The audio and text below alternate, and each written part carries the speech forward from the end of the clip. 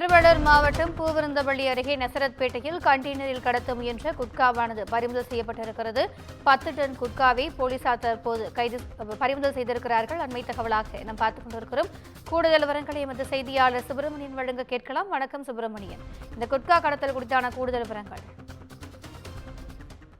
பூந்தமல்லியை அடுத்த நசரத்பேட்டை பகுதியில் தனிப்படை போலீசார் வாகன தணிக்கையில் ஈடுபட்டுக் கொண்டிருக்கும் போது ஒரு கண்டெய்னரில் 10 டன் குட்கா கொண்டு வரப்படுவது கண்டுபிடிக்கப்பட்டது. அந்த 10 டன் குட்காவை போலீசார் பறிமுதல் செய்திருக்கிறார்கள். பறிமுதல் செய்யப்பட்ட குட்கா நசரத்பேட்டை போலீஸ் நிலைய வளாகத்தில் வைக்கப்பட்டிருக்கிறது. இதை கடத்தி வந்த 3 பேரை போலீசார் கைது செய்திருக்கிறார்கள். கைது செய்யப்பட்டவரிடம் விசாரணை என்பது மேற்கொள்ளப்பட்டு வருகிறது. 3 பேருடைய பெயர் விவரங்களை காவல்துறை இதுவரை தெரிவிக்கவில்லை.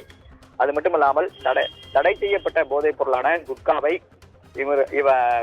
கடத்தி வந்த 3 பேருமே சென்னை உள்ளிட்ட பிற பகுதிகளில் சப்ளை செய்வதற்காக கொண்டு வரப்பட்டதாக சந்தேகம் எழுந்திருக்கிறது. அந்த கோணத்தில் விசாரணை என்பது மேற்கொள்ளப்பட்டு வருகிறது. அது மட்டுமல்லாமல் கைதான 3 பேருடைய விவரங்கள், அவருடைய மீது ஏற்கனவே வழக்குகள் இருக்கிறதா என்ற கோணங்களில் போலீசார் விசாரணை மேற்கொண்டு வருகிறார்கள்.